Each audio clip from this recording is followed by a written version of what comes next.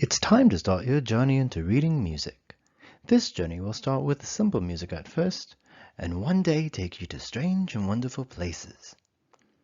We know you're eager to start reading music, so we've designed this video to help you get started right away. Everything here will be discussed more in depth in later videos. We have a lot to explore. So, take a deep breath, in and out. Okay, let's go. This is a staff. It's made of 5 horizontal lines. We number them 1, 2, 3, 4, 5, with 1 for the lowest line and 5 for the highest. These are notes. Notes can tell us what to play and for how long.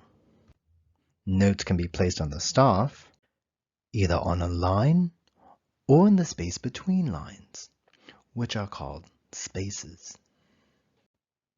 These are clefs, treble clef and bass clef. Let's place a clef at the beginning of our staff. If you play flute, oboe, clarinet, saxophone, trumpet, or French horn, you are a treble clef reader and you'll be reading music in treble clef. If you play bassoon, trombone, euphonium, or tuba, you are a bass clef reader and you'll be reading music in bass clef. And if you play percussion, you'll read both, plus another clef we'll talk about in a later video.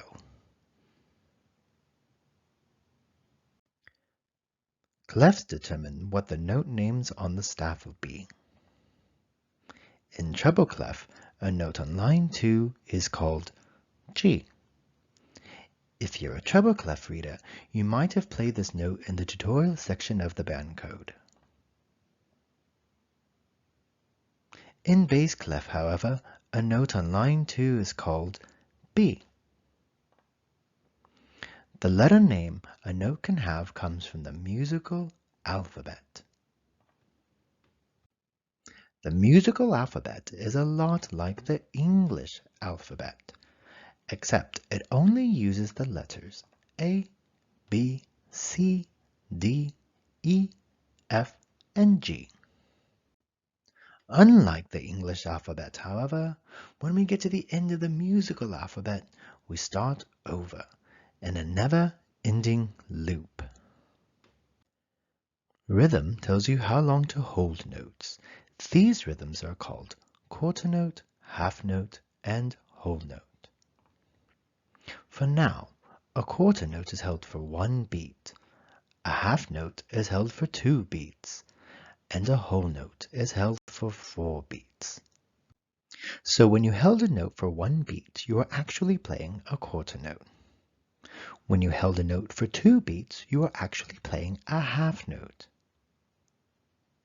And when you held a note for 4 beats, you were actually playing a whole note.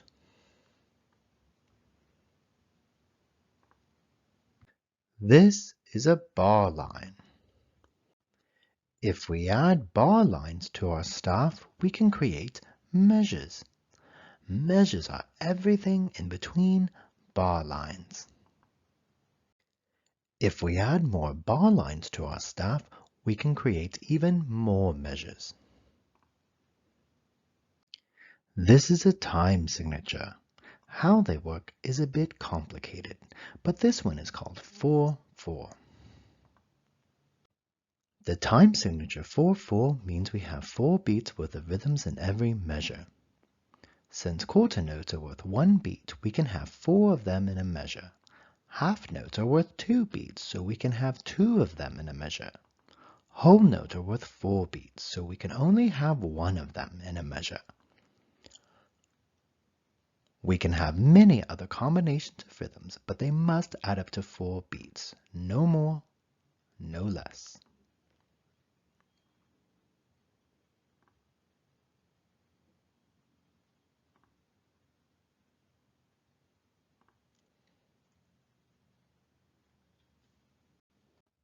Perhaps you played something like this in your tutorial section. Here's what that looks like using notes and rhythms on the staff.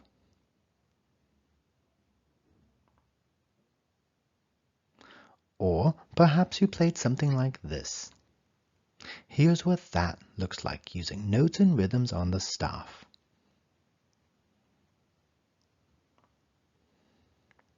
Some of you had notes with flats in their name.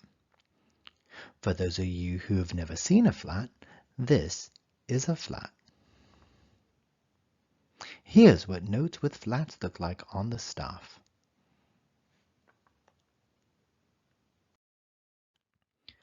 We know that was a lot to take in, but you can always return to this video by scanning the QR code at the end of your band code tutorial or by searching for the QR code number in YouTube.